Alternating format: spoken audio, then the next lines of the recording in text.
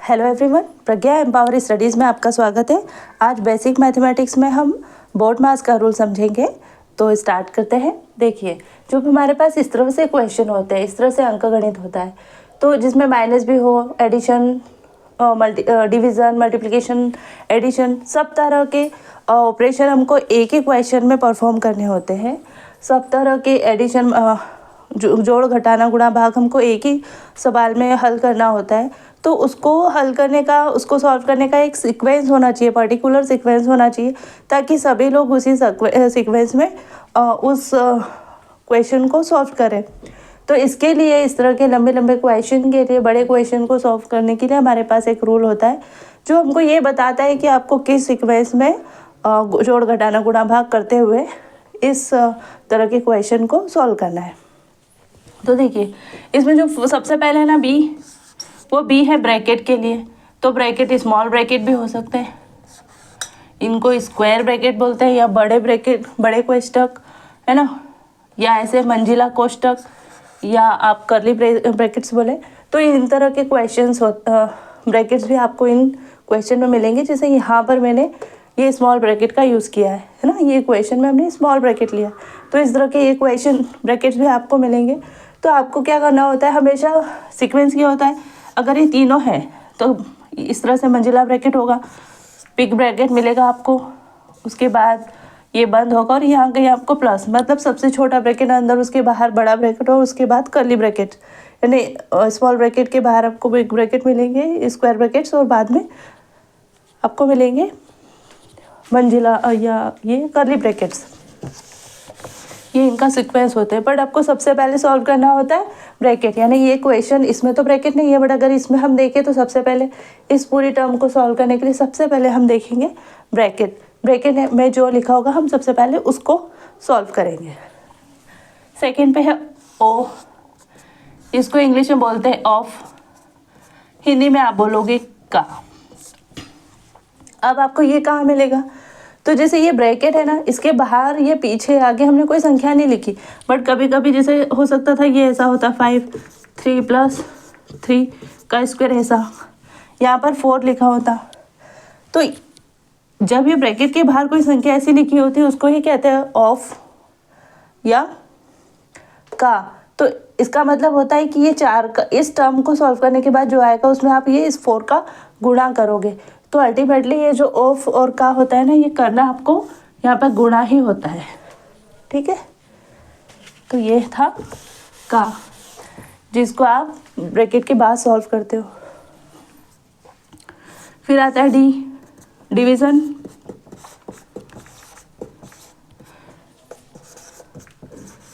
या भाग। आप ये पूरी टर्म में देखोगे कि भाग का है, तो देखो इस फर्स्ट क्वेश्चन में भाग 24 और 6 के बीच में भाग है। 24 का आपको 6 में भाग देना है, 24 का डिवीज़न का डिवाइड करना है आपको 6 से।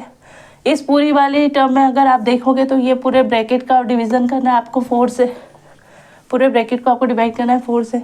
तो सबसे पहले ब्रैकेट, फिर उसके बाद ऑफ, और उसके बाद डिवीज़न, यानी भाग करना है। डिवीज़न के बाद मल्टीप्लिकेशन का एम,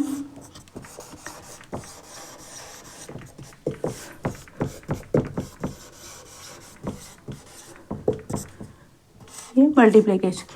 अब देखिए टर्म में मल्टीप्लिकेशन है, इसमें डिवाइड करने के बाद आप मल्टीप्लिकेशन करोगे, और यहाँ पे यहाँ दिया है। तो ये आपका सीक्वेंस होता है कि ब्रैकेट ऑफ, डिवीज़न, मल्टीप्लिकेशन, ऐसे होता है। ए से एडिशन,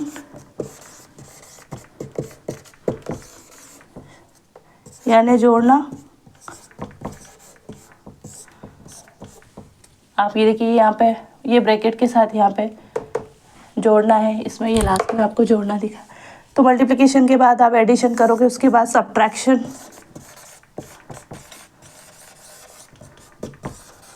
यानी घटाना। अब इस टर्म में देखिए, यहाँ पे माइनस दिया है, इसमें फर्स्ट में माइनस दिया है यहाँ, है ना। तो आपका ये क्या होगा, एक सीक्वेंस होगा। इस सीक्वेंस में आप चलोगे, आप पहले ब्रैकेट सॉल्व करोगे, फिर ऑफ यानी का, ये होता बेसिकली गुणा ही है, फिर डिवीज़न, फिर मल्टीप्लिकेशन, फिर एडिशन और उसके बाद आप सॉल्व करोगे सब्ट्रैक्शन यानी माइनस करोगे।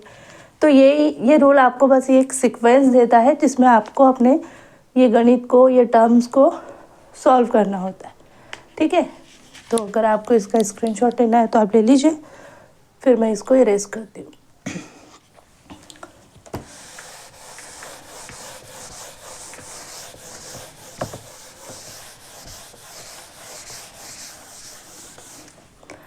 अब हम फर्स्ट क्वेश्चन उठाते हैं, ये वाला क्वेश्चन, इसको सॉल्व करते हैं।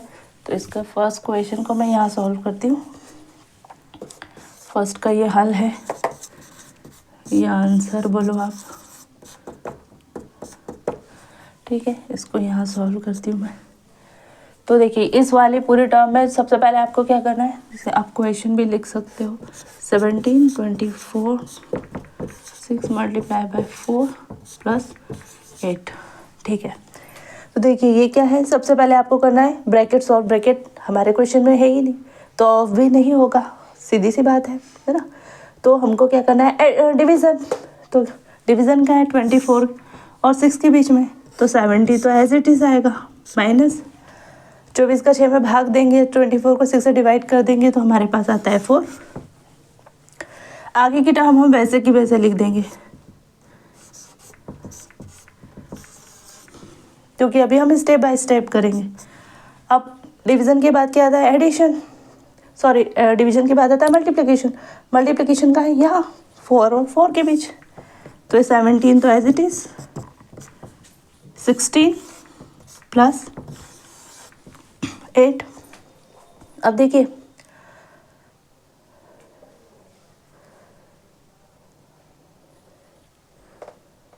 ठीक है, अब देखिए अब मल्टीप्लिकेशन के लिए उसके बाद आता है एडिशन।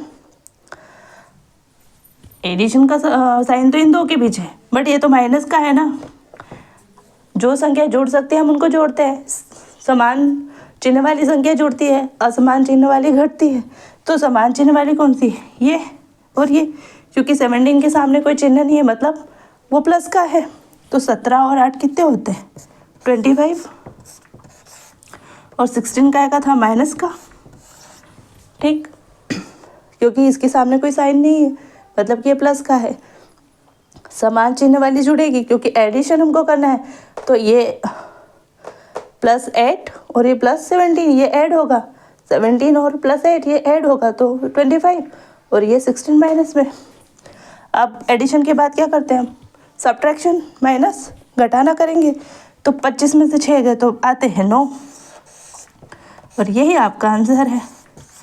तो देखिए हमने स्टेप बाय स्टेप सॉल्व किया, पहले डिवीज़न किया, फिर मल्टीप्लिकेशन किया, फिर ये एडिशन किया और इनका सब्ट्रैक्शन किया, माइनस किया, आंसर हमारा 9 आया।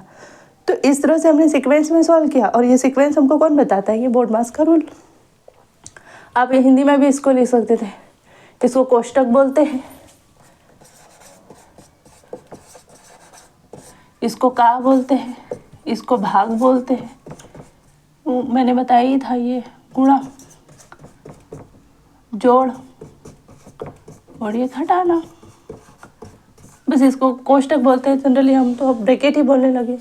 तो ब्रैकेट ऑफ गुणा, इसका मतलब गुणा होता है, हमेशा याद रखना। ये को साइन नहीं भी दिया हो तो भी हमको गुणा ही करना है सॉरी। तो ये था हमारा फर्स्ट क्वेश्चन। अब मैं आपको सेकंड क्वेश्चन सॉल्व करके बताती हूँ। इसका आपको स्क्रीनशॉट लेना है तो ले लीजिए, बाकी मैं इरेज करती हूँ।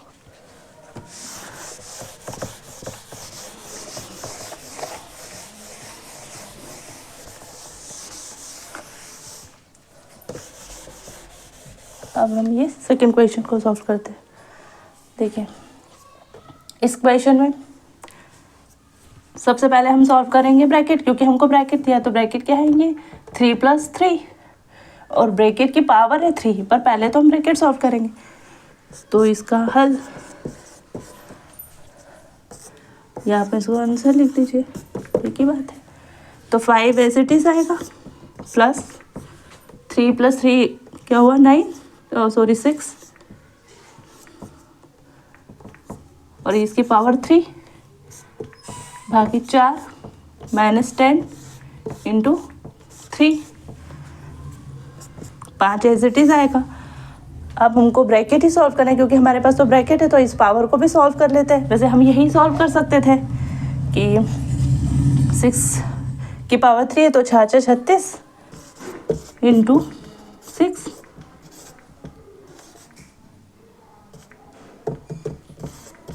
216। वैसे भी पावर तो याद होती है कि 606 की पावर 3 क्या होगा, 6 क्यूब क्या मतलब 216 प्लस 4 माइनस 10 इंटू 3। ठीक है, ये था हमारा डिवीज़न। अब हमने ब्रैकेट सॉल्व कर लिया, हमको 216 मिला। अब हमारे पास यहाँ पर क्या था, डिवीज़न, ये डिवीज़न। तो 216 को 4 से भाग देंगे।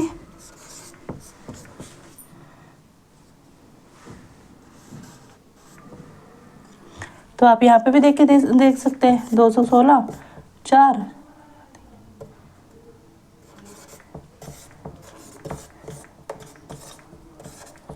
54।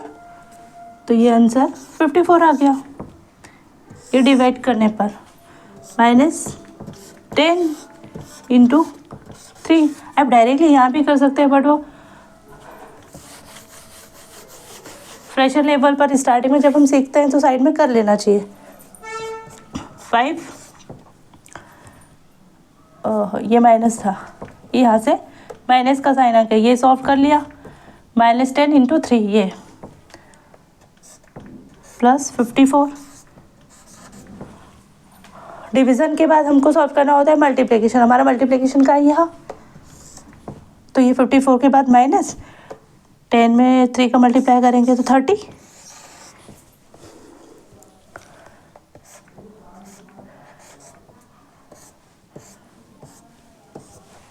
देखिए अब हमको करना है एडिशन। तो एडिशन किसके बीच होगा, इनके बीच है ना। 54 प्लस 5 तो ये होगा 59 माइनस 30। तो 59 माइनस 30 क्या होगा, 29 है ना। आप देख सकते हैं, सॉरी, तो ये 29 आपका आंसर हो गया। तो ये जो बोर्ड मास का नियम है ना, बोर्ड मास का रूल आपको ये बताता है कि इस तरह के क्वेश्चन जो बड़े, जिसमें सारे कुछ 4-5 प्रकार के ऑपरेशन आपको एक साथ परफॉर्म कर रहे थे, जिसमें इसमें हमने ब्रैकेट नहीं था बट इसमें ब्रैकेट के साथ पावर भी थी, है ना। तो इस तरह के क्वेश्चन को सॉल्व करने के लिए हम बोर्ड मास का रूल यूज़ करते हैं, और इसमें पहले ब्रैकेट सॉल्व करेंगे, फिर ओ यानी ऑफ का डिवीज़न, मल्टीप्लिकेशन, एडिशन और सब्ट्रैक्शन। तो हम अगर ऐसे बोलते हैं बोर्ड मास, तो इसका मतलब ये है कि हम उसी सीक्वेंस में बोलते हैं जिस सीक्वेंस में हमको हमारे ये क्वेश्चंस को सॉल्व करने होते हैं। तो आई होप कि आपको समझ में आया होगा। अगर आपको ये क्वेश्चन समझ में आते हैं, मेरा पढ़ाना अच्छा लगता है, तो प्लीज़ लाइक कीजिए, शेयर कीजिए, सब्सक्राइब करें। मिलते हैं नेक्स्ट वीडियो में और भी कुछ क्वेश्चन के साथ, जिससे हमारी प्रैक्टिस और भी बेहतर हो जाएगी। तो तब तक के लिए जय हिंद, जय Bharat, and do not forget to smile. Thank you.